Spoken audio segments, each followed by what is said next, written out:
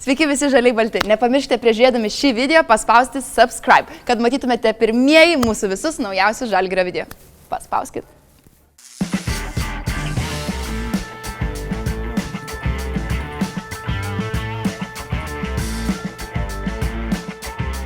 Tai ką, laba diena visiems žiūrintiems ir klausantiems Žalgiris On Air podcast'o 8 epizodo. Šiandien prie mikrofonų aš Kipras bei mano kolega Lukas. Sveiki.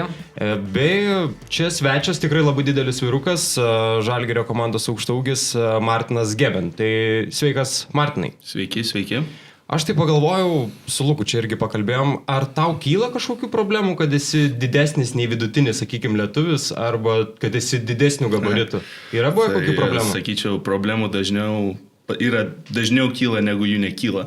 Tai pastoviai durų staktos, drabužiai, batai, Lietuvoje ypač problemų būna tikrai nemažai.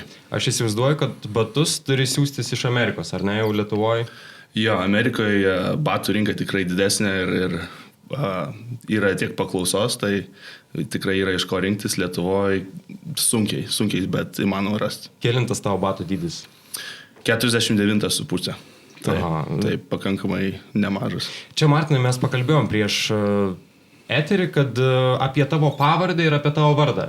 Tai tu gali dabar ir visiems laikams pasakyti, kaip norėtum, kad į tave žmonės kreiptųsi ir kad tai esi Martinas Geben. Jo, tai visokiais galima, visokiom pravardėm kreiptis, išskyrus turbūt Martynas. Marčius, Martis, Gebenas, tai girdėjęs visko, amerikiečiai Marty vadina, tai pripratęs beveik prie visko, tai tik Martynu, kad nevadintai, o viskas kita, tai pripratęs ir priimu. O šiaip tėvų esi klausęs, kodėl Martinas, o ne Martynas? Esu klausęs, tai ypač augant, kai esi mažas vaikas, tai nori dažniausiai pritapti prie visos grupės, klasiokų ir panašiai. Tai iš pradžių aš buvau vadinamas Martynu augant, bet kažkaip užaugau labiau ir supratau, kad Martinas toks unikalesnis vardas, šiek tiek išsiskiriu, tai pradėjau būti kreipiamasi Martinu. O tėvai sakė, kad tiesiog norėjo kažko skirtingesnio, originalesnio ir universalesnio negu Martynas. O kalbant apie pavardę, kodėl Geben, o ne Gebenas? Tai turim ir lenkiškų šaknų, ir rusiškų, tai esam tokie kaip lietuviai pasakytų dvarneškos. Šeima, giminė, tai mišri tokia, bet pavardė yra vokiška, tai kilmės tiksliai nepasakysiu, tėvai irgi nežino, nes kažkur seniai pro kažkur tenais įsimaišė vokišką pavardę, tai taip atsirado. Labai šiaip daug buvo tų klausimų dėl pavardės, pats kaip pranešinėjau irgi per Žalgirio rungtynes, tai irgi pradžių, kad juk Geben, kaip sakyti, ir po to įsirituliavo ir labai smagu, kad pataikėm tiek Lukas, tiek aš sakydami tavo pavardę. Dar vienas dalykas, ką mes visada padarom prieš atvykstant svečiui, tai apie jį šiek tiek pasidomim, pažiūrim jo Instagram profilį, Facebook profilį, tavo atveju pasižiūrėjom ir Twitter profilį ir toks iškilo klausimas, kad dabar kur kas mažiau naudojasi Twitteriu nei Amerikoje. Tai nelimpa čia Lietuvoje? Ne tai, kad nelimpa, sakyčiau, galbūt perėjau labiau į Instagramą naudotis. Per daug nemėgstu sėdėti tose socialiniuose tinkluose, tai vis tiek laiko švaistimas, galbūt galim taip pavadinti, tiesiog nužudo daug laiko. Tai Twitteris galbūt, kai buvau jaunesnis, šiek tiek buvo man labiau prie širdies, o dabar visas naujienas, viską randu Instagrame, ko reikia, tai dažniausiai ten ir laiką leidžiu. Tai Kipras, kaip ir minėjo, peržiūrėjome tavo Twitter paskyrą, kaip ir minėjai, jaunesnis buvai aktyvesnis. Ten pavyko rasti vieną nuotrauką su Roku Guščiu, jis dabar žaidžia Šiauliuose. Ar jūs esat pažįstami, bičiuliai, ar tiesiog susitikote rungtyniaudami Jungtinėse Amerikos valstijose? Jo, mes susitikome berods po 11 klasės, mes kartu dalyvavom vadinami AAU.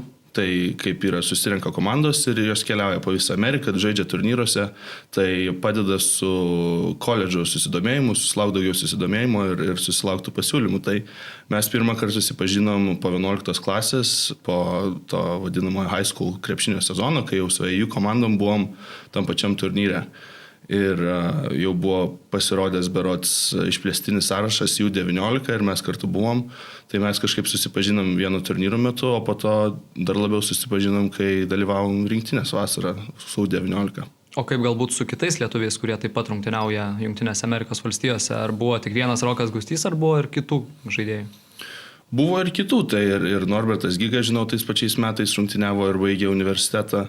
Žinau, dar yra keletą kitų pavardžių, bet kažkaip, sakyčiau, ar universitetai buvo skirtingose atstumuose, neteko taip dažnai susitikti aikštelėse ar panašiai.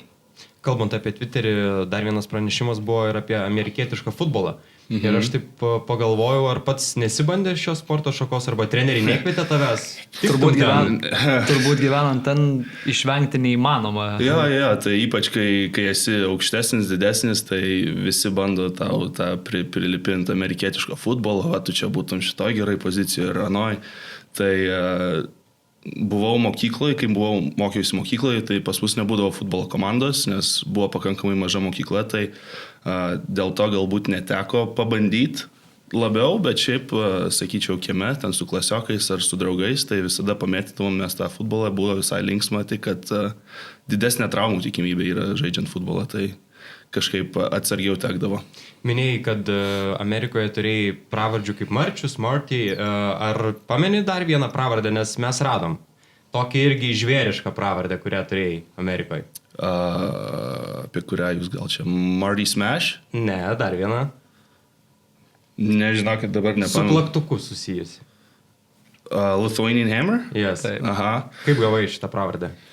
Tai nepaslaptis yra, jog mėgstu dėti krepšį, tai net nežinau kas ir kada tai pasakė, bet manau, kažkuris iš mano aplinkos buvo paskleidęs tokią pravardę, tai linksma, bet kažkaip per daug kitai nesusireikšminu. Na ir baigiant apie Twitterį, kaip ir minėjome, Lietuvoje tai nėra populiaru, bet vienu metu Lietuvos vardas ten buvo labai plačiai paplitęs, tai kalbu, kai į Lietuvą atvyko rungtyniauti broliai Bolai. Tavo pranešimų apie tai irgi ten yra ir retvytinės dalykų esi, bet toks vaizdas susidarė, kad nebuvai labai sužavėtas to visų dėmesiu jiem ir taip toliau. Čia buvo labai, kaip visi žino, kaip visi sako, tai buvo didelis cirkas. Tai buvo labai daug žiniasklaidos apie visą šitą reikalą, tai aš tiesiog mačiau galbūt tą šeimyną iš vidaus šiek tiek, nes kadangi Amerikoje buvau, ten tų pranešimų vis tiek daugiau būdavo, tai mačiau tą visą šeimyną ir pamatęs jokį ne į Vilnių, ne į Kauną, o į Prienus. Tai jau į supratai, mažą kur čia miestelį. Tai supratau, kad čia nesimaišys, nebus nieko gero su visu tuo, tai sakykim, taip skeptiškai žiūrėjau nuo pat pradžių. Bet mes matėm tą vaizdą čia būdami Lietuvoje, kaip viskas atrodė. Kaip viskas atrodė Amerikoje tuo momentu, kai vyko pats tas pikas brolių Bolų Prienų komandoje? Kaip buvo piešima Lietuva? Tai Lietuva, tai kaip ir dažniausiai piešima jo kaimas, provincija, civilizacijos kokių 20-30 metų atgal, ten nieko nėra, tai šaldytuvų nėra, televizorių nėra, nu tai būna labai prastai Lietuva parodoma. Ir, jūs patys matėt, kai jie tik atskrido į Lietuvą, kiek čia žurnalistų iš kiekvieno pasaulio kampo buvo suvažiavę. O kitas dalykas buvo tai, kad visi tą hypą labai pagavo dėl to, kad broliai Bolai čia pasirašė profesionalų kontraktą. Jie dabar profesionalai, jie yra šito lygio žaidėjai. Tai visi labai čia užsiplėskė tuo, kad jie yra labai geri, labai aukšto lygio žaidėjai ir jiem čia bus laiptelis į žvaigždes. Bet man labai patiko, kaip viskas greitai ir pradėjo griūti. Pamatė žmonės, koks iš tikrųjų jų tas lygis ir labai greitai viskas apsivertė aukštyn kojomis ir jie kai pamatė, kad čia nebebus įmanoma padaryti cirko, išvažiavo, susikrovė daiktus ir viskas užsibaigė. Ir tada spėju, kad Amerikoje nebuvo jokių pranešimų, kad jie tiesiog, sakykime, nepatempė galbūt to lygio. Ne, va tas ir buvo įdomiausia, kad buvo labai mažai objektyvių tokių pranešimų, kad jie tiesiog galbūt nėra to lygio žaidėjo. Buvo taip, kad Lietuva bloga, LKL'as blogas, treneris blogas, sąlygos prastos, neįmanoma gyventi, tai visaip kaip jie buvo teisinami ir išvaduoti iš tos situacijos, jog jie čia atidavė širdį ir viską, bet jiem nebuvo sudarytas sąlygos nei gyventi, nei žaisti, nei tobulėti, nei nei parodyti savęs. Tėvukas geras marketingistas, ten jau viską gerai Šneka gerai, jo, šneka tikrai gerai. Neseniai čia pas mus studijoje buvo Tomas Vokapas, jis kalbėjo apie jūsų tam tikrą ryšį dėl The Office serialo. Taip. Tai papasakok iš savo pusės, ar viskas ten tiesa, ką Tomas kalbėjo? Sakyčiau, nepraeina dienos, kai mes neapsikeičiam bent vieną citatą iš Office'o, tai pastoviai randam kažkokių situacijų ar būtent situacijų būna, atsiranda dienos metu, kad laidoj tai Office irgi tokių pat buvo, arba yra kažkokie žodžiai, kurie apibūdina tobulai citata, ištrauka, tai kiekvieną dieną mes ties to juokaujam ir tikrai linksma ir pagyvina nuotaiką. O kiek kartų jau esi matęs tą serialą, nes jau 2014-aisiais Twitteryje yra tavo irgi pranešimų su... Taip, tai pirmą kartą pamačiau žmona, sakė, pažiūrėk, tau patiks, aš taip irgi skeptiškai iš pradžių žiūrėjau, čia Office'as, čia nieko tokio. Pažiūrėjau kokias 5 serijas, užsikabinau, dabar jau esu peržiūrėjęs jį 4 ar 5 kartus ir dabar esu 7 sezone iš 9, tai jau beveik dar vieną ratą pabaigiau ir labai linksma ir atrodo gali žiūrėti, nereikia per daug susikaupti, kaip Tomas sakė, gali fone kažkur įsijungti, kažką kitą daryti, bet girdi, tai pagyvina nuotaiką. Kuris veikėjas ir kuri frazė yra tavo mėgstamiausia iš Office serialo? Vienos jokiais būdais negaliu išsirinkti. Tai Michaelas Scottas visiems patinka, suprantama žvaigždės serialą. Man visai patinka žiūrėti, kaip ir Dwightas, ir Jimas, ir jų personažai ir kovoja, ir jie galiausiai tampa draugais, ir vis tiek kovoja, tas katės ir pelė žaidimas, man tą patinka stebėti. Tomasas prieš podcastą sako, paklauskit Martino apie tai, kaip skiriasi serialai Lietuvoje ir kai tu išvažiavai į Ameriką. Kaip pasikeitė? Ar stebėdavai tos serialus, kurie čia būdavo Lietuvoje prieš tau išvykstant į... Šiek tiek stebėdavau, kažkaip, nežinau. Giminės, moteris meluoja geriau? Aš pamenu, kad mama labai mėgdavo žiūrėti, tai... Ir moteris meluoja geriau, tai jinai žiūrėdavo tą, tai būdavo kartais šalia sėdint, tiesiog kartu žiūrėdavom, buvo dar nemylimi ir aš žinau, dabar jau ten pasmerkti, nemylimi. Jo, dabar aš jau ten žinau, kad išsirutuliavo į visokius tenais, nebepakenčiami, nežinau, jo.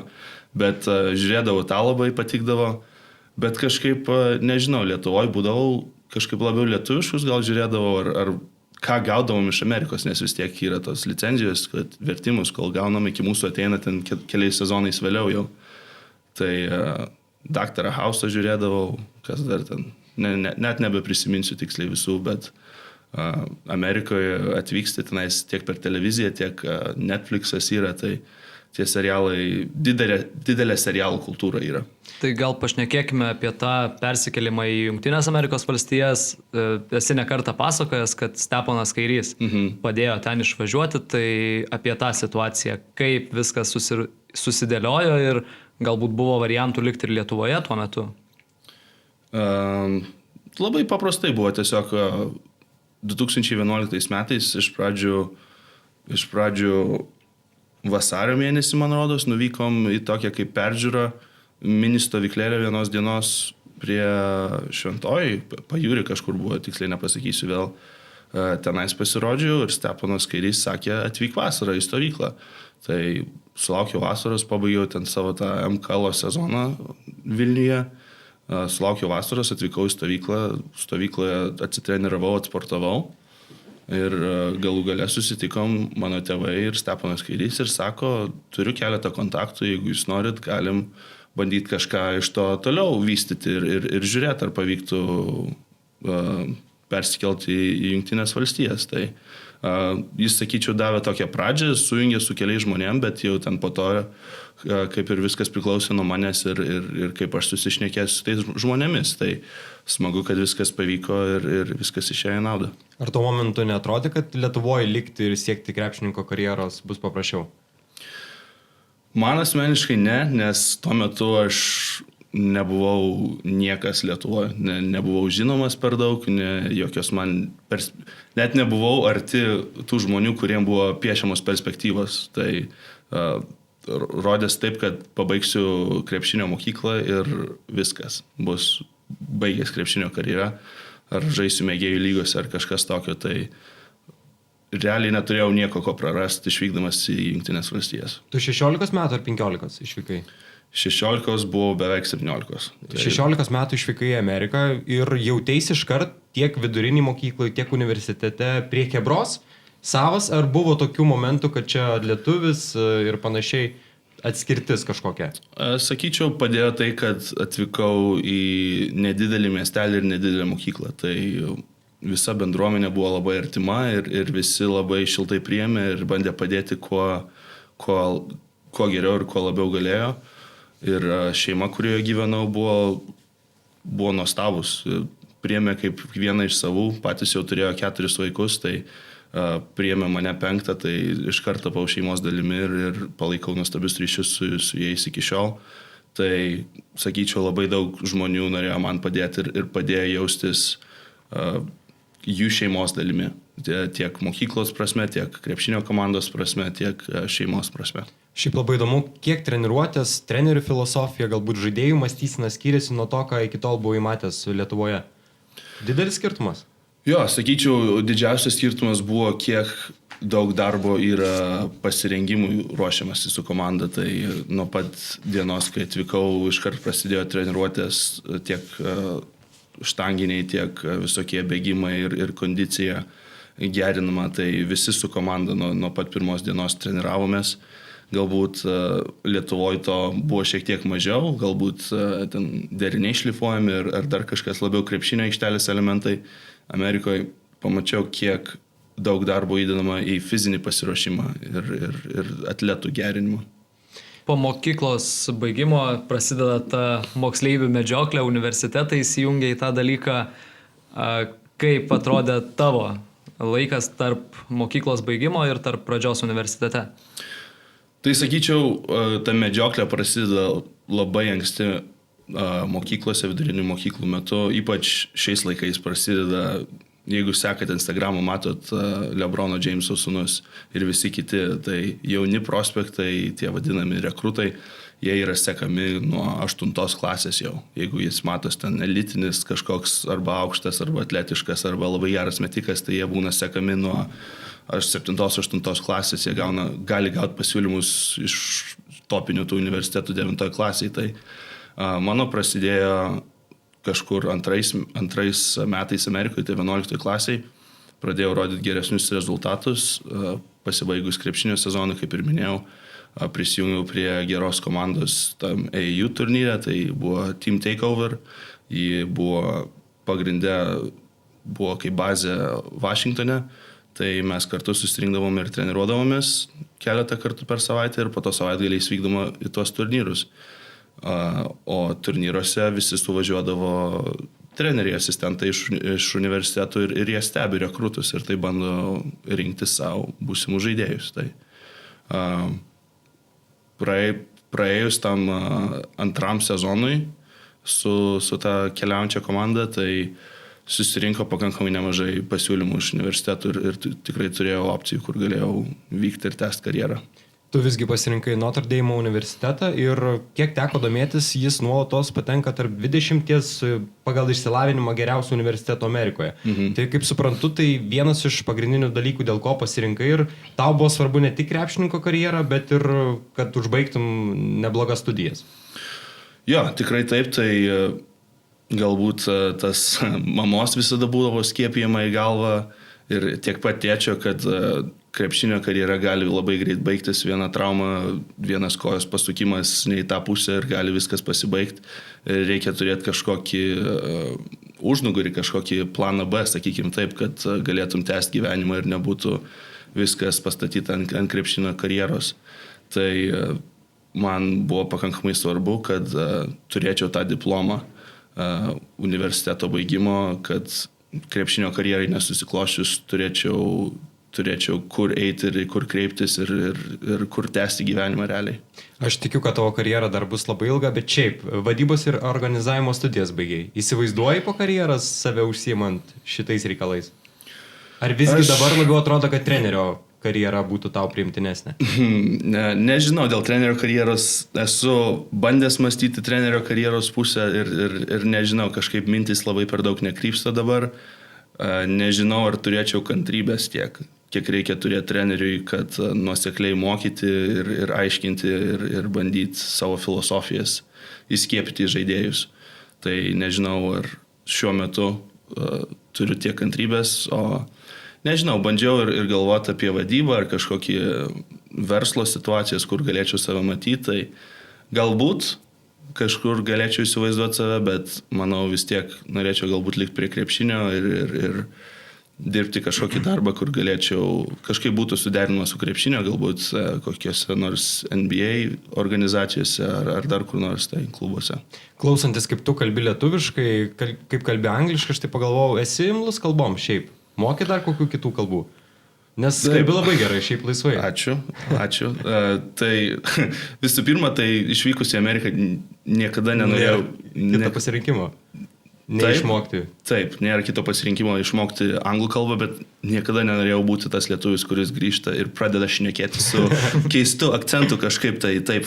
Tai labai norėjau palaikyti tas lietuviškas šaknis ir nepamirštos kalbos, tai padėjo tai, kad su tėvai šnekėdavau vis tiek per Skype ar FaceTime, tai kažkiek padėjo palaikyti tą lietuviškumą.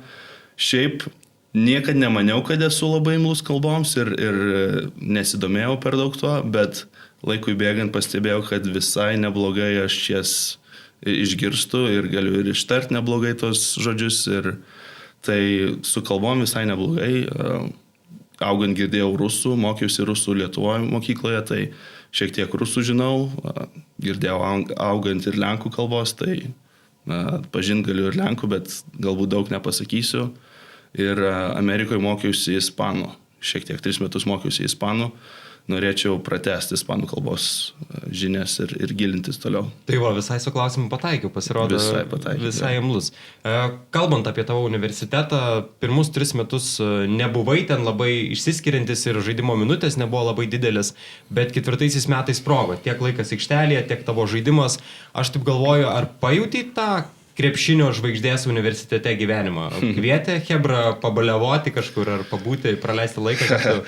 Pasijutė skirtumas? Yra tas dalykas, galbūt kaip filmuose ar kažkur galima matyti, kad jeigu tu atletas ir tu gerai pasirodai, žmonės su tavim sveikinasi tam universitete kažkur, ar ten tau ateina, paspaudžia ranką, ten per petį patapšnoja, jeigu tu išeini kažkur ar su komandos draugais ar savo draugais, pašvest kažkur galbūt į kokį barą, tai kas nors tau pastato gėrimą ar dar kas nors kokteilį kokį nuperka, tai tikrai yra tas. Aš savęs niekada nelaikau kažkokią žvaigždę, aš visada bandau sakyti žmonėm, kad krepšininkai yra paprasti žmonės, kurių darbas yra tiesiog transliuojamas dideliai miniai. Tai niekad savęs tokių nelaikiau, bet objektyviai šnekant tikrai galim pajausti tą, ypač jeigu tu esi kažkoks pagrindinis žaidėjas komandoje ir atlieki didelę rolę. Žaisdamas paskutinės namų rungtynes, vilkėdamas universiteto marškinėlius, turėjai tokią, sakyčiau, turbūt labai įsimintiną akimirką. Prieš rungtynes grojo Lietuvos valstybinis himnas, tribūnose žmonės turėjo vėliavėlės. Tai turbūt, kaip ir minėjau, čia vienas įsimintiniausių įvykių. Jo, tai buvo labai, labai ypatingas momentas. Aš galvojau, kad universitetas ir komanda kažką padarys specialaus, sakyčiau, visiems mums 4 kursiam, kurie jau ruošiasi baigti, tai vis tiek tokios kaip rungtynės, kurios išleidžia mus, tai yra paskutinės rungtynės, žodžiu, atsisveikinimas su universitetu ir su namų fanais. Tai žinau, kad bus kažkas specialaus padaryta mums visiems, kadangi mūsų buvo 5, bet nežinojau ir negalvojau, kad tai bus kažkaip individualizuota. Tai Lietuvos himnas buvo labai originalu ir labai gražu iš jų pusės. O kitiem 4 kokios dovanos buvo įteiktas arba? Žinau, kad mano komandos draugo Bonzi Colsono sesė dainavo amerikiečių himną. Tai tas buvo smagu, nežinau kaip kiti 3 buvo pagerbti. Gal nebuvo tokie ryškus, ar ne? Jo, gal nebuvo tokie ryškus, bet žinau, kad su visais buvo tikrai tinkamai atsisveikinta ir padėkota už mūsų darbą ir laiką. Tais paskutiniais metais tapai ir Most Improved žaidėjų komandoje. Kaip įvyko tas persilaužimo momentas, kai iš suolo žaidėjo tapai komandos lyderiu? Tiesą pasakius, tai įvyko dėl galbūt aš puikiai pasinaudotos progos, kadangi, kaip ir minėjau, Bonzi Colsonas, jis buvo mūsų kaip komandos lyderis, aiškiai išreikšta žvaigždė ir jis, nors buvo nelabai didelio ūgio, jis žaidė aukštaūgio pozicijoje ir mūsų treneris mėgo žaisti kaip žemesnių penketų, galbūt galim tai pasakyti, mobilesnių penketų. Tai jis visada žaisdavo 5 centro pozicijoje, tai jis gavo traumą apie naujus metus. Jis gavo traumą ir iškrito iš rikiuotės kuriam laikui ir tiesiog atsirado ta galimybė gauti jo minutes, sakykim taip, nes aš galbūt jau tą sezoną pradėjau rodyti geresnius rezultatus, bet jie nebuvo tokie žymiai geresni negu praėjusius keletą metų. Tai, sakyčiau, pasinaudojau progą ir pradėjau žaisti krepšinį. Žinojau, kad nėra galbūt kito, kas gali mane pakeisti ir išsiimti žaidimą, tai tiesiog reikėjo rodyti rezultatą ir tai dariau. Pakalbėkime apie tavo komandos draugus universitete. Atrodo, niekas iš jų tokia didelė NBA žvaigždė netapo. Yra keletas krepšininkų, kurie buvo pasirašę kontraktus su NBA klubais. Nemažai jų žaidžia Europoje įvairiuose klubuose. Gal gali papasakot, ar tuo metu, kai buvo universitete, ar buvo kažkokių krepšininkų spėjimų, kad šitas žais NBA, šitas bus labai aukšto lygio, galbūt buvo ir dabar žiūrint į jų karjeras. Ar yra tokių, kurių, sakykime, karjeros viršijo lūkesčius arba tie, kurie galbūt nuvylė? Nežinau kaip dėl lūkesčių, bet manau, kad dauguma krepšininkų žaidžiant universitetų lygiuose, kurie žiūri rimtai krepšinį, tai nori tęsti tas karjeras, kur jos bebūtų. Tai galima buvo pasakyti, kad mano pirmais metais, kad ir Patas Connaughtonas, ir Jerinas Grantas, kad jie abu tęs karjeras NBA lygyje. Bent jau kurį laiką bus NBA lygyje. Tai matys tiek iš jų rezultatų rodomų, tiek iš jų darbo etikos, kad jie bus aukšto lygio profesionalai ir Patas Connaughtonas tebėra NBA šiuo metu ir žaidžia su Milwaukee Bucks. Tai smagu matyti tai, o realiai beveik visi, sakyčiau, didžioji dauguma buvusių mano komandos draugų tęsia karjeras kažkur Europoje, tai ir Bonzi Colsonas šiais metais persikėlė į Europą, žaidžia Darušafakoj, Stambulė. Bet turėjo jis kontraktą ir su NBA klubu, ar ne? Jis buvo tas vadinamas two-way player praeitais metais, irgi su Milwaukee Bucks, tai pabaigė sezoną, persikėlė į Europą. Šiek tiek girdėjome apie Matto Ferrello istoriją čia Lietuvoje ir ne visiškai pasisekusi etapą su Rytu. Tai jis kol kas Amerikoje, nežinau tiksliai, ką jis daro, bet man rodos, jis G lygoje žaidžia. Jis buvo tavo komandos draugas? Ja, aš, Bonzi Colsonas ir Mattas Ferrellas visus 4 metus universitete atsimokėm. Kalbant apie jį, buvo tų visokių keistų, ne? Kalbu apie jį, apie jo būdą, apie tai, kad jis nemoka net šlagbaumo pasikelti ir panašiai. Buvo keistas vyrukas šiaip? Ne, jis paprastas, normalus vaikinas, sakyčiau, galbūt nebuvo pasiruošęs tam atstumui tarp Europos ir Amerikos. Jis yra kilęs iš italų-amerikiečių šeimos, tai, kaip žinome, italų kultūroje ta šeima reiškia labai daug ir jis labai artimas su visais savo šeimos nariais, tai galbūt nebuvo pasiruošęs tam atstumui ir išsilgo tos šeimos ir nebuvo pilnai pasiruošęs tam profesionalo gyvenimui. Tai tik tiek, o ten tie šlagbaumai, tai čia paprasti skirtumai. Jeigu Amerikoje ten yra įprasta labiau su pulteliu pakelt šlagbaumo, Lietuvoje paskambinusi numerį, tai čia burbulo išpūtimas. Jo, čia, manau, irgi išpūstas reikalas dėl nieko. Palaikai ryšį su kuriais nors iš buvusių komandos draugų? Su beveik visais palaikau, su tais, kuriais ypač geriau sutariau, tai dažnai šnekam ir tiek per socialinius tinklus pasižiūrim, kaip sekėsi vieni kitiem, tai tiek susisiekėm, kai būna kokia proga, tai ir Bonzi Colsonu, ir Metui susisiekėm, ir keletą dabar dar bežaidžiančių universitete žaidėjų palaikau ir stebiu, tai tikrai palaikom ryšius su. Užbaigiant temą apie universitetą, pameni, su kokiais žaidėjais tekdavo stumdytis, galbūt dabar gerai žinomais? Jo, tai pagrindinis mano treniruočių būdavo pirmais 2 metais buvo Zekas August. Jis dabar Stambulo Galatasaray žaidžia. Tai buvo pagrindinis mano oponentas ir 2 metus su juo daugiausiai kovodavau baudos aikštelėje. O per rungtynes prieš kitus universitetų komandas kitų? Oi, buvo labai daug, tai teko porą minučių ir su Džililu Okaforu pasistumdyti pirmais metais. Paskutiniais metais iš Diuko atsimenu Vandelį Carterį ir Marviną Beglį, ką dar ir toks Caleb Swanigan buvo iš Purdue universiteto. Tikrai daug, žinokit, nenoriu dabar kažko pamiršti ir nepaminėti, bet mačiau tikrai nemažai žaidėjų, kurie dabar NBA žaidžia. Tais universiteto metais, 2017, su Universiados čempionu, kaip sakant, žiedu, čempiono taure teko pasidžiaugti, laimėjote tą čempionatą, įveikėte ir Amerikos rinktinę, vienas įsimintiniausių laimėjimų tavo karjeroje.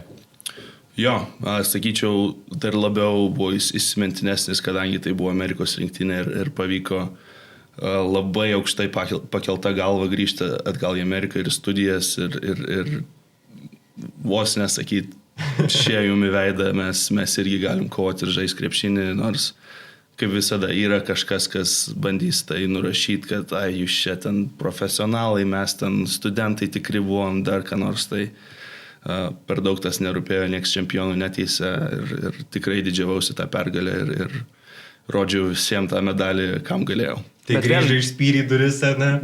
Įsirūpinę. Panašiai. Žinau, kad labai daug irgi komandos draugų palaikė ir stebėjo būtent kaip man sekėsi ir palaikė Lietuvą. Tas universitetas, prieš kurį mes žaidėm Universiadoje, yra toj pačioje Indianos valstijoje, tai buvo per pažįstamus, šnekėjau, kad su tuo treneriu, žodžiu, jis ten buvo labai nusiminęs ir nepatenkintas, kad pralošė Lietuvai. Tai buvo malonu girdėtai. Tai vat ir norėjau klausti, vėlgi grįžtant prie to paties Twitterio, ten tuo metu, kai vyko Universiada, atrodo labai daug žmonių sekė tuos pasirodymus, džiaugiasi, tai to dėmesio turbūt netrūko, ar ne? Netrūko, yra tų fanų pastoviai kažkaip netrūksta, bet smagiausia, kad iš savo aplinkinių rato yra kas palaiko ir serga už tave, tai šeima jau čia nekalbant, čia visada palaikys, šilta ar šalta, bet buvo iš universiteto labai daug draugų ir pažįstamų, kurie palaikė ir sveikino, tai tas buvo labai malonu. Laiko veltui nešvaistė ir 2018 metų vasarą su NBA komandų treniruotėse teko dalyvauti. Papasakok apie tą patirtį, kokios tai buvo komandos, su kokiais galbūt žaidėjais teko stumdytis ir kiek davė tos treniruotės tau. Realiai neteko dalyvauti tiek daug, dalyvavau tik su Lakersų treniruotė ir peržiūroj, tai nežinau, ar ten buvo toj treniruotė, ar buvo kažkoks talentas ypatingas ar labai žinomas, bet pati patirtis buvo labai smagi, tai vis tiek atvyksti į daugiakartinių NBA čempionų būstinę, pamatai, kaip jų viskas ten atrodo, tiek jų krepšinio salės, tiek sporto salės, galų gale būti aikštelėje su legenda, kur Magicu Johnsonu pavyko pasidaryti nuotrauką, tai sakyčiau, ta visa patirtis buvo smagiausia. Tai, kad jau prakalbame apie tą NBA, ar yra ta svajonė pas tave NBA, ar galbūt Eurolyga manai, kad jau yra tai, kas galbūt geriausia? Nemanau, kad bet kas turėtų kažkokią savo lubas susistatyti ar limitą, kiek jie aukštai gali kilti. NBA visada būtų labai smagu ir šaunu ir manau, kiekvienas krepšininkas norėtų patekti į aukščiausią lygį. Tai aš esu tikrai tarp jų ir norėčiau, bet sakyčiau, viskas turi vykti palaipsniui, neiššoksi iš LKL į NBA per vieną sezoną. Tai šiuo metu esu tiesiog susikaupęs darbui čia ir bandau išmokti viską, ką galiu čia ir tapti geriausių krepšininkų čianais. Baigiau universitetą ir sulaukiai Žalgirio pasiūlymo. Kaip atrodė ta diena, kai sulaukiai Žalgirio komandos pasiūlymo? Aš šiek tiek žinojau apie tą susidomėjimą keletą mėnesių iki to oficialaus jau pasiūlymo, tai... Per agentą žinojai? Jo, agentai bendrauja ir žinojo, kad Žalgiris domisi ir nori palaikyti tos ryšius, tai kažkaip žinojau, kad tas į kažką išsivystys anksčiau ir vėliau, tai tas buvo smagu. O Žalgirio pasiūlymas tai buvo kaip didelis komplimentas, nes retai kada iššoki iš universiteto ir patenki į čempionų gretas, Lietuvos čempionų ar kitų šalių aukščiausius klubus, tai buvo labai didelis komplimentas ir norėjusi užsitarnauti tą vietą ir tuos pinigus čionais. Ar turėjai kitų komandų pasiūlymų kokių? Sakyčiau, turėjau susidomėjimų, bet kažkokių pasiūlymų nebuvo, bet nemanau, kad būtų buvę reikės svarstyti kažką kitko, kai Lietuvos čempionai kreipėsi, ypač po tokio pasirodymo, kaip jie tik apturėjo finalo ketvirtas Eurolygoje ir čempionų žiedai LKL, tai nereikėjo svarstyti ir žiūrėti kažkur kitur, mano manimu. Kaip atrodė visas tas vaizdas grįžus iš Jungtinių Amerikos valstijų po nemažo tarpo į Žalgirio areną, į Žalgirio organizaciją, kaip viskas atrodė tavo akimis? Tai vis tiek buvo, kaip iš naujo pakeista aplinka, reikėjo prie visko prisitaikyti, tai gyvenant ir augant Vilniui reikėjo šiek tiek pažinti Kauną, kur viskas yra ir kaip viską susisiekti, kaip viską gauti ir pasiekti. Tai išmokti Kauną reikėjo prisiminti, sakyčiau, tą pastovų galvojimo lietuvių kalbą, nes kai gyveni aplinkoje, kur lietuviškai nešneka, tai lietuvių kaip į antrą planą būna galvoje nustumiama, tai reikėjo išmokti vėl galvoti lietuviškai ir gyventi Lietuvoje ir prisiminti, ką tai reiškia ir kaip tai atrodo. Tai galbūt kurį laiką net mąstydavai mintise angliškai, o viską transliuodavai lietuviškai? Aš manau, kad taip mūsų smegenys ir veikia, kad toje aplinkoje, kurioje esi ir tą kalbą, kurią girdi, tą ir galvoji. Tai man tai tikrai tai buvo, kai esu Amerikoje ir laiką leidžiu Amerikoje, tai visos mintis angliškai, kai Lietuvoje lietuviškai, tai... Visgi atvykai Kauno Žalgirį, bet pirmąjį savo profesionalaus krepšininko sezoną pradėjai Utenos Juventus komandoje. Kaip viskas atrodė nuvykus ten į Utenos komandą, ar galvojai, kad reikia dabar įrodyti savo vertę Žalgirio organizacijai, kaip viskas? Jo, tai galbūt sakyčiau taip ne naiviai, o mažvaikiškai tai žiūrint, tai jautėsi kaip kažkoks išsiuntimas, pažeminimas pareigose, galim gal taip pavadinti, bet žinojau, kad taip iš tikrųjų nėra ir tai yra geras šansas man gauti žaidybinio laiko ir patirties profesionaliam krepšinyje. Iš pradžių galbūt buvo šokas, nes vis tiek atvyksti iš Žalgirio, kur viskas, ko tau reikia, yra čia ir rūbinės, ir sporto salė, ir arena, viskas viename. Tai atvykau į mažą miestelį Uteną, viskas kukliau, biudžetas kuklesnis, viskas yra mažesnio masto, mažesnių galimybių. Tai galbūt iš pradžių buvo šokas, bet vėlgi buvau pakankamai šiltai priimtas ir daug žmonių man padėjo tenais greitai apsiprasti ir tapti komandos dalimi. O ar nejautai papildomo spaudimo, kad tave Žalgiris išsiuntė ir jie tave dabar nuolat stebi, kad reikia įrodyti, kad turi grįžti, kad gali grįžti? Nemėgstu per daug ant savęs to tokio streso ar spaudimo užsidėti, tai tiesiog bandžiau mokytis visko, ko galėjau, tiek iš trenerio Urbono, tiek iš aplinkos, tiek iš kiekvienų varžybų, kuriuose dalyvavau ir žaidžiau. Ir norėjau tiesiog demonstruoti kuo geresnį rezultatą ir atiduoti visą save Utenai tą sezoną, o po to, kas bus, tas bus. Tai nemėgstu spekuliuoti, tiesiog buvau susikaupęs ties darbu čia ir dabar ir tai praėjo visas sezonas. Aš galvoju, tau pavyzdžiui, Paulius Motiejūnas arba trenerių štabo Žalgirio nesakė, kad yra labai daug pavyzdžių, kai išvyksta į kitą klubą, ten neblogai sužaidžia, Žalgiris paskolinęs tą žaidėją ir grįžta atgal į Žalgirį. Ar tu galvoji, kad viskas čia jau tave nustūmė į antrą planą ir nesi toks įdomus galbūt?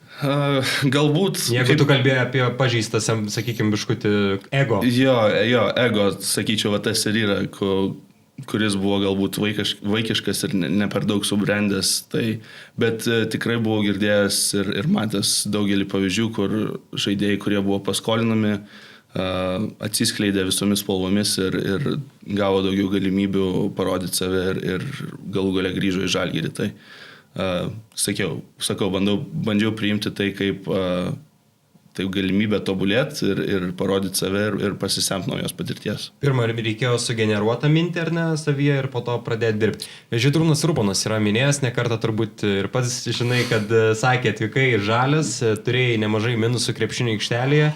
Tai ką pirmiausia dėgė tau Urbonas ir kas galbūt buvo sunkiausia? Čia žinot, Urbonas mėgsta labai daug pasisakyti ir labai spalvingai. Tai yra ar kukurūzniku tave pavadinęs, kuris vėliau tapo Boeingu. Taip, tai metaforas ir palyginimus jis tikrai mėgsta. Nežinau, galbūt aš čia vėlgi nebandau save blogiomis spalvomis piešti, bet nežinau, ar tai buvo minusai, ar tiesiog sistemos galbūt skirtumai, nes jau kurį laiką buvau sportavęs su Žalgiriu ir buvau bepradėjęs mokytis ir perpras sistemą čionais. Ir tiesiog atvykau pas kitą trenerį su skirtingomis filosofijomis ir krepšinio supratimų, mąstymų ir išsidėstymų aikštelėje. Tai tiesiog reikėjo išmokti taip, kaip treneris Urbonas nori, kad mes žaistume. Kalbant apie tas spalvingos Urbono frazes, motyvuodavo kaip nors jis savai žodžiais tave aikštelėje ir sakydavo? Nebūdavo galbūt kaip aikštelėje kažko ypatingo, bet tikrai bandydavo palaikyti ryšius su žaidėjais individualiai, prieidavo po treniruočių viens ant vieno ir pasišnekėdavom, tai tikrai visus palaikydavo ir norėdavo išgauti iš mūsų kuo geresnius rezultatus, bet taip pat, kad mes jaustumėmės gerai aikštelėje ir Utenoje ir tiesiog būtume naudingi komandai. Ar atsimeni, kaip ir kada įvyko tas lūžis iš Vaido Čepukaičio dublerio į Lietuvos krepšinio lygos sezono MVP? Maždaug galiu nupasakoti.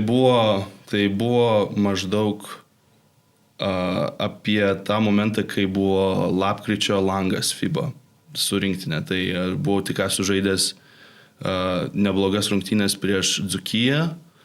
Tuomet išvykau į langą su rinktinė, sudalyvavau ir grįžau ir jau nežinau, ar ta patirtis galbūt su aukšto lygio profesionalais ir Lietuvos rinktinė ir visų to štabu, ar kas, bet kažkaip jautėsi didesnis dar pasitikėjimas savo jėgomis ir kad aš galiu tai daryti, aš galiu žaisti šiame lygyje ir galiu būti labai naudingas aikštelėje. Tai maždaug vidury lapkričio gale prasidėjo geresni rezultatai iš mano pusės. Ką Vaidas Čepukaitis sakė, kad atėmė jo minutės?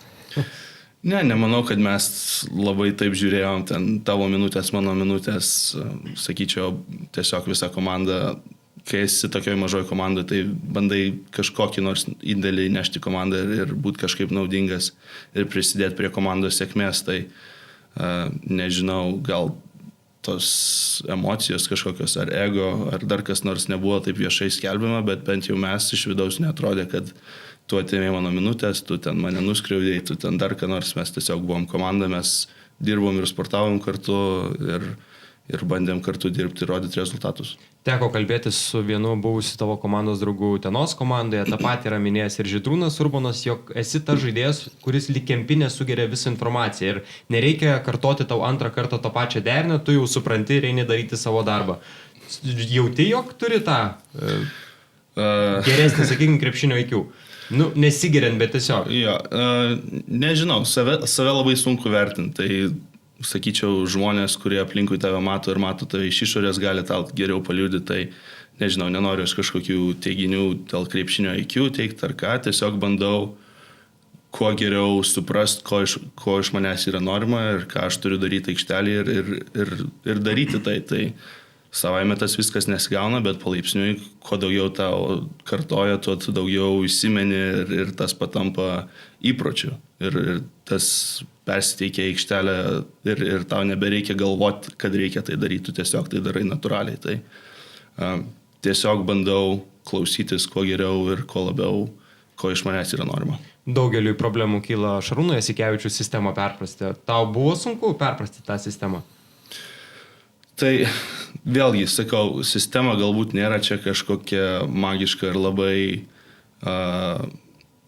kitokia. Sunki ir kitokia, jo. Tai yra tiesiog paprasti principai, kuriuos tu tari, kurių iš mūsų norima, kad mes juos darytume pastoviai ir kuo dažniau ir kuo kokybiškiau. Tai vėlgi, kuo dažniau tau yra tai kartojama, tuo dažniau tu tai girdi, tuo labiau įsidedi galvą ir tas patampa įpročiu. Kai patampa įpročiu, tai viskas natūraliai gaunas ir tu pastoviai tai darai. Kol tas nėra įprotis, tai tu ir gali ir užmiršti ir kažkur neten nubėgti. Tai ir tos klaidos kyla iš to, tai vėlgi viskas turi patapti įpročiu, aš manau. Kai pradėjai žaisti tuo LKL MVP reguliariojo sezono ritmu, buvo pasiūlymas vėl sugrįžti Žalgirį, ar ne? Norėjo tave susigrąžinti Kauno komandą? Aš girdėjau tai, sakyčiau, galbūt iš aplinkinių labiau, bet kažkaip ties mintimis jau buvau susikaupęs Utenoje ir negyvenau tą mintim, kad jeigu gerai pasirodysiu, dabar mane sugrąžins atgal į Kauną ir aš vėl grįšiu į nuostabias sąlygas ir viską, kas geriausia, kas gali laukti manęs Kaune. Tai tiesiog buvau susikaupęs Utenoje, o ten agentai, treneriai, kas ten bedirbo už nugaros man, jie dirbo, tai Utenoje ir likau. Pataisyk, jeigu klystu, bet 2019 metai tau ypatingi. Tapai MVP, susitokai su žmona ir dalyvavai net Lietuvos rinktinės stovykloje. Buvai jau per plauką ir 12. Kokia ta patirtis Lietuvos rinktinės stovykloje, stumdyti su Domantu Saboniu, Jonu Valančiūnu? Esi minėjęs, jog Valančiūnas iš viso vienas tavo idealų, ar ne?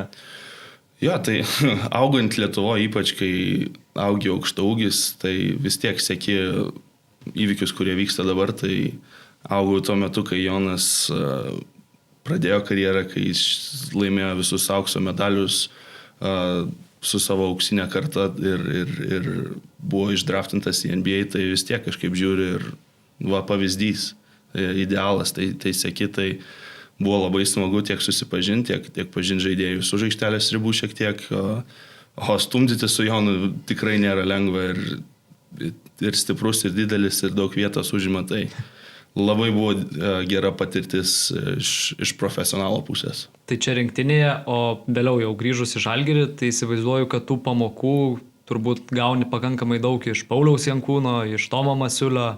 Kaip yra?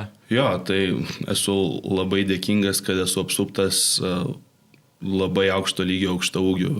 Tai ir iš Pauliaus yra labai daug ko išmokti. Alkūnės visą kitą. Čia jau kiti gali apie tai pašnekėti, bet žaidžiant baudos aikštelėje kontaktas neišvengiamas, sakykim taip. Tai būna ir iš mano pusės šiek tiek, ir iš jo pusės, tai galų gale tai yra visas dėl komandos rezultato, o ne dėl kažkokių pykčių ar dar kažko. Bet, kaip ir minėjau, esu labai geroj situacijai, kur galiu mokytis tiek iš trenerio, kuris buvo aukštaūgis ir žaidė ilgą laiką, tiek iš Pauliaus, kuris turi labai daug patirties aukščiausiame lygyje. Tai esu labai dėkingas, kad galiu mokytis iš tokių žmonių. Nepabėgant nuo rinktinės, dar daug kalbama apie tą nerealią atmosferą rinktinė ir tu turėjai galbūt pirmą galimybę tikrai pamatyti tą tikrą rinktinę, nes prieš tai debiutavai per langus, ten buvo kiek kitokia rinktinė, o jau susirinko visas branduolys būtent vasarą. Kaip ta atmosfera komandoje? Tai tiesiog galim iškart pajausti, kad žmonės pažįstantis ir žinantis vienas kitą daugelį metų. Ir tai vos ne kaip maža šeima. Visi broliai susirinko pagaliau po ilgo laiko praleidus atskirai. Tai natūralu, kad bairiai pokštai viskas liejasi laisvai, visi linksmi, visi geroj nuotaikoj. Ir dar prideda tai, kad visi yra aukšto lygio profesionalai ir nori kartu kažką pasiekti Lietuvos garbiai. Tai atmosfera nereali, darbas tikrai vyksta ir buvo labai smagu būti ir matyti tai iš vidaus. Užsiminėjai apie tuos visus bairius ir taip toliau, vis tiek ten tas branduolys rinktinės, sakykime, jau iš labai senai visi pažįstami. Ar atvykus naujokui nebuvo kažkiek galbūt keista, nejauku, kad galbūt nepagauni tų jų galbūt senesnių bairių iš ankstesnių laikų? Tai natūralu vis tiek, kažkaip naujas, jaunas atvykėlis atrodo, tiek nepažįsti visų gerai, nežinai visko, bet pamažu irgi klausaisi, randi momentų, kai tu gali žodį tarti ir kažkaip pasireikšti tame visame, tai po biškį įsilėjai. Tai nevyksta per vieną dieną ar per vieną treniruotę, bet pamažu tampi to viso dalimi. Pakrikštėjo kaip nors tave, kaip naujoką, ar nėra tokių? Rinktinės paslapčių atskleis negalima. Ta rinktinės, ta vasara su rinktinė, prieš tai peržiūros NBA komandoje, dar seniau universiadą ir aš taip galvoju, kad visos vasaros tavo buvo užimtos, darbingos, ėjai po žingsnelį į priekį ir galbūt tai ir užgrūdino tave, kad tu gali dabar žaisti Žalgirio komandoje ir jau šį sezoną tu esi pilnavertis Žalgirio komandos narys.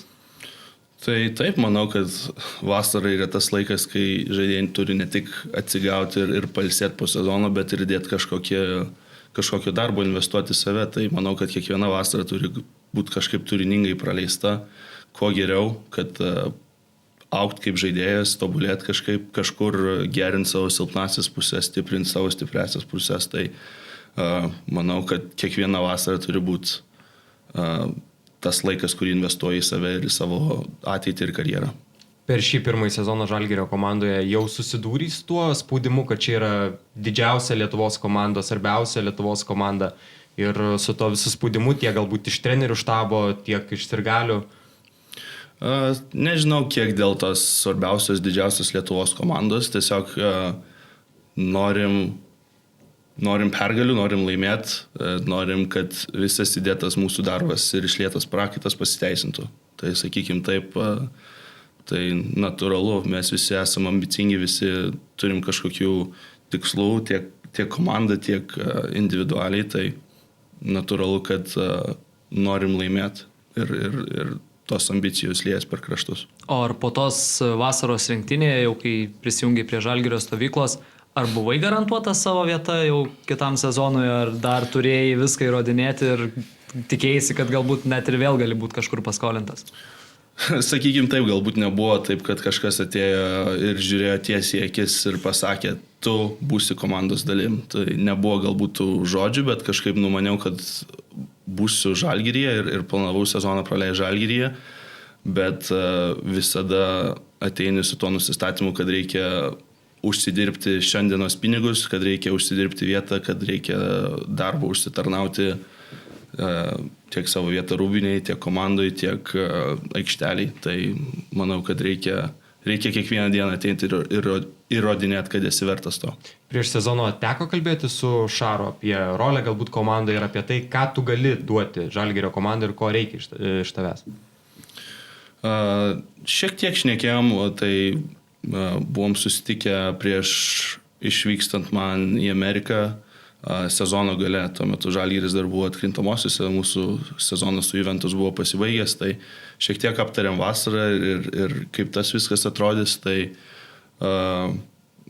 manau, iš manęs nėra reikalaujama kažkokios labai didelės rolės, bet tai vis tiek atsinešti susikaupimą ir energiją, kas turi būti kiekvieno žaidėjo, bet vis tiek įdėti kažkokį fiziškumą aikštelėje, kovo dėl kamuolių, geros užtvaros, kokybiška gynyba, tai yra kiekvieno žaidėjo rolės pagrindai, sakykim. Kuo darbo specifika su Šaru skiriasi nuo kitų trenerių, kurios turėjo anksčiau? Galbūt lyginant su Urbanu tuo pačiu? Kažkaip gal trenerių nesinorėtų lyginti, bet čianais pastebėjau, kiek yra išaugęs tas dėmesys kiekvienai mažai detaliai, kiekvienas žingsnis, kiekvienas kampas žaidėjo užtvaros paso reiškia labai daug ir tame visame bendrame paveiksle ta kiekviena detalė reiškia labai daug ir sakyčiau, tai buvo didžiausias skirtumas ir dalykas, kurį teko išmokti ir perprasti. Daug kas kalba, kad atvykus pas Šarūną Jasikevičių yra labai daug tos informacijos, kartais galbūt krepšininkai nelabai ir nori sutikti su tam tikrais dalykais. Lietuvos krepšinio lygos rungtynėse buvo vienas toks epizodas, kai po kažkokio epizodo net viskas buvo nufilmuota, kaip ten turbūt kokį pusę minutės prie šoninės linijos Šarūnas Jasikevičius tau kažką dėstė, tu ten bandėjai atsakyti ir ta reakcija visa. Gali apie tą epizodą, kas ten vyko? Ką ten Šaras tiek dėstė? Tai visų pirma, smagu, kad Lietuvai smagu matyti tokius epizodus ir visi gali iš to linksmai pasijuokti. Tai galbūt... Mes nesijuokam čia. Taip, nesijuokam. Visi liūdė. Ne iš tavęs kartu su tavimi. Taip, išskyrus tai, kad aš nesijuokiu. Bent jau tame epizode. Ne, tai ten buvo epizodas, atbėgau po keletos sprintų ir Šaras paklausė klausimo dėl gynybos. Ir aš iš to viso nuovargio visko pagalvojau, kad jis klausė klausimo apie puolimą visiškai kitoj situacijai, tai dėl to gali pamatyti labai aišku, ką iš jo pusės. Tai mano atsakymas buvo visiškai ne į tą klausimą, ko jis klausė, o vėliau tiesiog aiškino apie susikeitimo gynybą ir specifinį žaidėją toj situacijoje, prieš kurį žaidžiau ir ką turėjau geriau padaryti.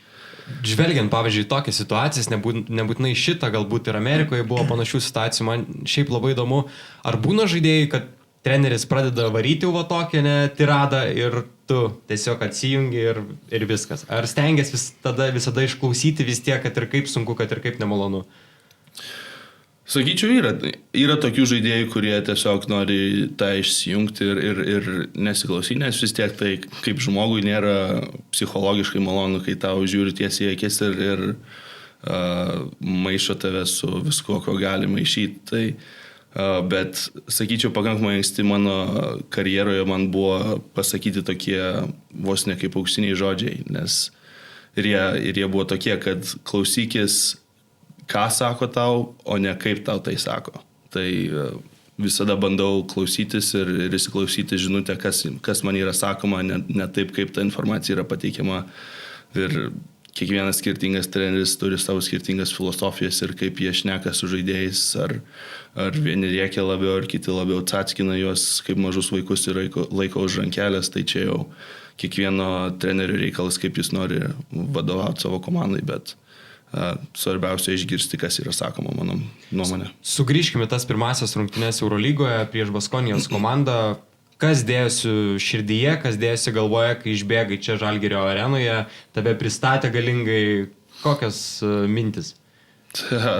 Turbūt per daug minčių, kad visas net įvardintai.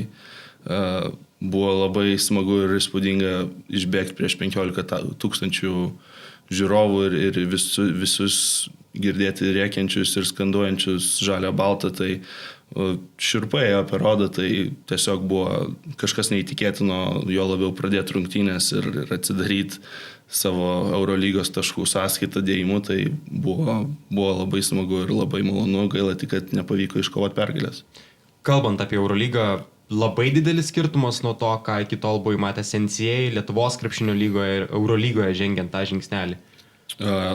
Labai didelis šuolis tarp LKL ir Eurolygos. Tai kaip ir minėjau, kiekviena detalė varžybose ir treniruotėse ir kiekviena ataka 100 kartų turi padidintą reikšmę visų varžybų ir bendro rezultato atžvilgių. Tai kuo toliau žaidžiam ir kuo daugiau varžybų praeinam, tas matos, kaip viena klaida gali nureikšti visą varžybų baigti. Tai lygis labai didelis ir labai skiriasi. Vis tiek įsivaizduoju, prieš Eurolygos rungtynes ta koncentracija turbūt didesnė nei prieš Lietuvos krepšinio lygos rungtynes. Kaip galbūt save nuteiki rungtynėms, kovai, galbūt kažkokius ritualus turi, kuriuos atlieki prieš rungtynes? Ne, kažko ypatingo per daug neturiu. Galbūt ten turiu mini ritualus, tik kaip ten užsidedu batus, kojines, tai visą nuo dešinės kojos pradedu, o ten kažko daugiau ypatingo neturiu. O kad kuo geriau jaustis varžybom ir jaustis pasiruošusiam, tai reikia, sakyčiau, man asmeniškai bent jau išsistudijuoti mūsų skautingą, prieš kokius varžovus žaidžiam, tiesioginius oponentus, ką jie daro, tai kuo geriau žinau tą informaciją ir pažįstu tą, tuo užtikrinčiau jaučiuosi aikštelėje ir žinom, ką reikia daryti prieš varžovą, kad būti sėkmingais. Tai kurių dabar varžovų Eurolyga laukia mažiausiai? Kurių oponentų tiesioginių tavo, prieš kuriuos nesmagiausia žaisti? Vat kaip tik dabar žaisim prieš Belgrado komandą, tai pas juos yra toks veikėjas po krepšiu Michaelas Odžio. Nežinau, ar matėt, kai jis čia buvo arenui, bet toks... Matėm. Aš nemažas vyras, bet jis už mane atrodo dvigubai didesnis ir dvigubai daugiau jėgos. Tai vat prieš jį labai nėra lengva žaisti, bet įvairių krepšininkų yra tai visi yra vienodai sudėtingi ir geri varžovai. Aš labai pamenu, kai mes žiūrėjom Belgrados komandos rungtynes su kolega ir sakau, kiek šis vyrukas sveria, ta prasme pasižiūrėk ir visi ten mačiau pradėjo jau žiūrėti kiek, nes, monstriško sudėjimo. Jo, tai prieš tokį... Tikrai nėra lengva. Jei būtų įdomu pažiūrėti Valančiūną prieš jį besistumdant. Sofoklis Horsinidį iš tos pačios serijos irgi. Bet Sofoklis nebuvo toks aukštas. Jis Michaelas Odžio raumenų. Čia tavo žodžiai, čia ne mano. Aš neprisidedi prie šitą. Taip, aš netoleruoju tokių. Bet Michaelas Odžio ir visa galva didesnis ir atrodo galite tiesiog paimti kaip degtuką, perlaužti. Toks jausmas šalia jo bestovant, bet įspūdingo dydžio žaidėjas. Gerai, galim perėti prie blitz klausimų, dabar visiškai gali atsipalaiduoti ir šauti, kas tik šauna į galvą. Pirmas klausimas, prieš kurį Žalgirio komandos asmenį, galbūt treneriai, žaidėjai, labiausiai nenorėtum laužti rankom? Kas čia toks pas mus stiprus? Man žinai, kas šauna į galvą iškart, Robertas Jevtokas. Nepagalvoju apie Robį. Jo, prieš jį, manau, būtų sudėtinga. Jo, atrodo tvirto sudėjimo ir ilga ranka, tai... Kaip dėl kontrakto, paspausti ranką. Dėl kontrakto lengviau ranką paspausti, ypač jeigu sąlygos geros. Kitas klausimas, jeigu reikėtų tave prajuokinti, kuris žalgirietis tai sugebėtų padaryti geriausiai? Tai sakyčiau, Tomasas pirmoje vietoje, su Milu pakankamai pasijuokėm nemažai, tai... Visi mes turim šiokį tokį humoro jausmą komandoje. Tai... Kuri žalgirietis yra tas, kuris, sakykime, po galbūt prastų rungtynių arba po šaro kažkokios tirados paima ir nugesina viską vienu bairiu ir atsigauna galbūt spalva komandoje? Sakyčiau visi, bet ir Jankis, ir Milas. Veteranai įmose, ne? Veteranai jo bando atstatyti tą emocinį balansą, kad nebūtume per daug nuliūdę ir susigniuždę iš vidaus. Jeigu per naktį vienas pats būtum uždarytas Akropolyje ir galėtum daryti, ką nori, ką darytum? Eičiau miegot, mes krepšininkai, mums reikia poilsio. O Jezu, kaip nuobodžiai. Nežinau, bet tai jeigu per naktį tai Akropolis uždarytas. Tai... Ne, sakykime, raktus viską. Jo, raktus viską turi ir nebus jokių pasiekmių. Ką tu padarysi? Žinokit, net neįsivaizduoju. Nesigalvosi apie tokį scenarijų? Nesvarstau tokių scenarijų gyvenime. Tai. Kada apturėjai geriausią vakarėlį gyvenime?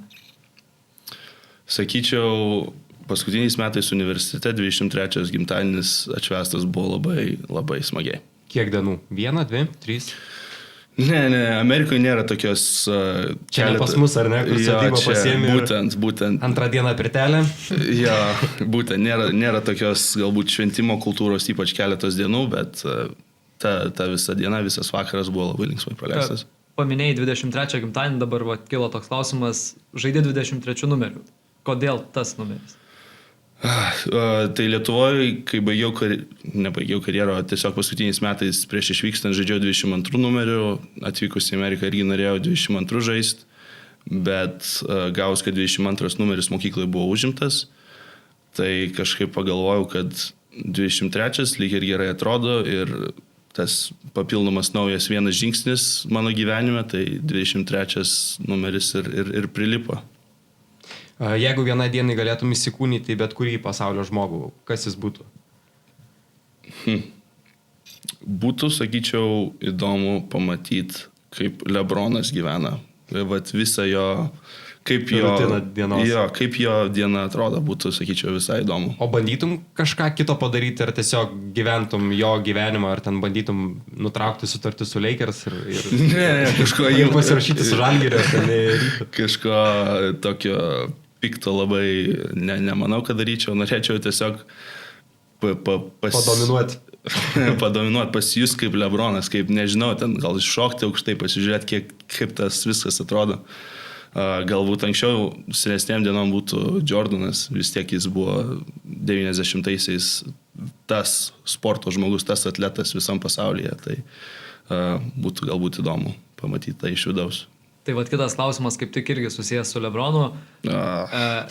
Reikia pasirinkti vakarienę su juo arba treniruotę su Anthony Davisu. Aš galvoju, čia bus klausimas, besitęsintis klausimas, ar kuris geresnis Lebronas ar Jordanas. Ne, tai gerai, kad neeinam į tą temą ir tą pusę. Treniruotę, galbūt sakyčiau, su Anthony Davisu būtų įdomiau ir turiningiau. Nenori 1000 eurų išleisti, ar ne, su Lebronu Jamesu. Tai jeigu Lebronas moka, tai... Ne, tai tu kvieti, tai tu moki. Ai, tai tada ne. Bet namie aš pagaminsiu ką nors. Nežinau, ar jam patiks, ar valgys. Mėgsti gaminti? Pakankamai patinka gaminti, kai yra to laiko, tai patinka ką nors tokio skanesnio išsikepti, pasidaryti. Turi firminį savo patiekalą? Kuo Lebronas sužavėtum? Kuo Lebronas sužavėčiau, tai nemanau, nes manau, kad jis keliavęs ir buvęs visur ir valgęs visko ko geriausio, tai sužavėti jį nebent gal cepelinais galima būtų, ko aš dar neperpratau. Bet šiaip sakyčiau, gal steiką neblogą galiu iškepti. Tai toks vienas dalykas, ką išsiskiriu kuom virtuvį. Su kuriuo žalgiriečiu sužaistum krepšinį iki 11 taškų ir ant stalo padėta 10 000 eurų. Kas laimi, tas pasiema? Bet tai čia toks klausimas labai suktas, nes pasirinksi jaunėlį, tai sakys, tu tiesiog čia nori pinigų. Ne, bet tai gerai, Rokas Jakubaitis ant greičio, ant Trajako. Ar žaidžiam per visą aikštelę? Ne, per pusę. Nu tai, jeigu Trajakas jam neina, tai... Nu jam kaip 2 Trajakas. O man Trajakas kaip 3? Ne. Nu tai ką, rinktumys. Nu, vat su Roku, pasiūlyi su Roku sumešiau. Gerai. Grįžk, toks klausimas, jeigu reiktų grįžti ir rinktis dabar universitetą, ar vėl rinktumės tą patį, ar svarstytum galbūt kitą variantą? Manau, kad labai lengva pastoviai kažkaip galvot ir sugrįžti, kas būtų, jeigu būtų, bet labai esu patenkintas taip, kai viskas susiklosti universitete ir manau, pasirinkimas išliktų tas pats. Jeigu turėtum būti sportininkas, bet ne krepšinis, kokią sporto šaką pasirinktum? Manau, kad žaisčiau tinklinį. Tinklinį? Aš būdavo vasaromis, ypač kai Lietuvoje laiką leisdavau, su tėčiu dažnai vykdavom žaisti tinklinį, tai tinklinis visai patinka, būtų mano antras pasirinkimas. Padavimai stiprioji vieta ar žaidimas prie tinklo? Tai jūs man rodos, galite susiprasti dėl ūgio ir gabaritų. Ir tada paskutinis blitz klausimas. Šią tinklalaidą filmuojam sausio 13 dieną, tai visiems lietuviam aktuali data. Tai toks klausimas, jeigu reikėtų, su kuriuo žalgiriečiu eitum ginti televizijos bokštą? Su visais lietuviais. Nu taip, sakyčiau, visi mes suprantam, kokie mes esam nedidelė šalis visame pasaulyje, bet kaip mums nepriklausomybė reiškia daug ir sakyčiau, visi mūsų lietuviai, galbūt senesnės kartos, ypač jaučia tą atsakomybę ir patriotiškumą, kad reiktų ginti, jeigu prispirtų toks dalykas, priešas. Gerai, perinam prie žiūrovų klausimų ir kaip ir minėjom, tau reikės pasirašyti ant kamoliuko, tam žmogui, kuris laimės, turės išrinkti geriausią klausimą. Geriausia. Tai pradedam. Nerijus Kundrotas klausia, ar yra skirtumas tarp krepšinio kamolių? Spalding, Molten, Bilson, su kurio pačiam maloniausia žaisti? Geras klausimas labai. Šiaip man yra skirtumas, nežinau. Eurolygos kamuoliai man bent jau asmeniškai atrodo, jie šiek tiek slidesni. Kažkaip Europoje buvau pratę žaisti su Moltenais. Amerikoje visai Wilsonai patiko, bet man Moltenas yra geriausias kamuolys. Žalgirinis klausia, tai kuris griežtesnis? Urbanas ar Jasikevičius? Čia Žalgirinis, manau, turėtų žinoti šitą atsakymą. Tai... Čia, man atrodo, fake Žalgirinis, ne tas, kuris čia kažkoks kitas. Tai atsakymo nebus? Atsakymas turėtų būti savaime aiškus. Gerai. King Auris klausė, kodėl pasirinkai 23 numerį, apie tai kalbėjom. Nerijus 92. Norėtum kada nors žaisti NBA, jei taip, kokioje komandoje? Galėtum įsirinkti vieną. Nežinau, rinkčiausi vieną. Kai augau, buvau didelis Lakersų fanas. Tai, o dabar nebe? Dabar vis dar palaikau tą, kad seku juos ir vienintelė galbūt komanda, kurios jų tą Instagramo paskyrą seku ir žiūriu, kaip jiems sekasi. O nežinau, kažkur galbūt nebūčiau toks išrankus, jeigu jau ateitų pasiūlymas iš NBA, tai galbūt rimčiau bet kurį realiai. Nes dabar, žinai, prisikalbėsi, po to NBA skautai žiūrės, sakys, kažkas iš būtent, tai kam man jums siūlyti? Miglė Davidačiūtė klausia, 3 krepšininkai, prieš kuriuos buvo sunkiausia ginti. Tai vieną jau prieš tai vardai. Valančiūnas, Sabonis, Domantas, ką dar čia sugalvojus? Tai Zvezdos milžina. Ar ne, prieš jį nebuvo sunku gintis? Nu, kaip, sunku, Pulti prieš jį sunku. Jo, judėti prieš jį sunku. Ne, bandau sugalvoti. Va dabar nežinau kam padovanoti tą 3 laimingąją vietą, bet tuos 2 tai solidžiai galiu pastatyti tenais. Tai. Gerai, Austytė klausia, kas yra didžiausias pokštininkas Žalgiryje ir kokių pokštų prikrėtė? Tau yra kokių prikrėtė pokštų tokių, kad sportbatį vienas su kitu surišo ar panašiai? Ne, nebuvo tekę su to susidurti. Sakyčiau, kaip ir minėjau, visi turi šiokį tokį humoro jausmą ir randam savo momentų, kur pasireikšti ir paprikolinti, taip sakant. Tai nežinau, ar yra vienas, kuris čia toks rūbinės klaunas, kurį galim labai išskirti aukščiau visų. Aš taip galvoju, Marius Grigonis, man atrodo, buvo irgi Mantai kurorte, kai čia buvo vyrukai, Mantas Katleris, Mantas Tonkus, Mantas Bartuševičius. Nebuvo taip, kad grįžta po tokių ir pradeda šaudyti jų ten bairis ir panašiai? Ne. Sakyčiau, visi mūsų prikolai ir juokeliai tai originalūs ir kyla iš mūsų situacijų. Nėra taip, kad mes ten kažką per daug cituojam ar pritaikom savo, tai originalus esam kūrėjai. Mantas 83 klausė, jeigu reikėtų pasirinkti vieną dainą, kuri tave įprasmintų, tave apibūdintų, kokia daina tai būtų? Aš daug kartų esu girdėjęs šį klausimą. Rimtai daug kartų? Ne būtent savo, bet bendrai tokį. Kokią dainą pasirinktum apibūdinant save. Ir aš neturiu vienos tokios dainos, nes aš negaliu pasakyti, kad aš esu kažkokio vieno stiliaus mėgėjas ar ten vieną grupę per daugiau sekau. Tiesiog nėra tokios dainos, nežinau.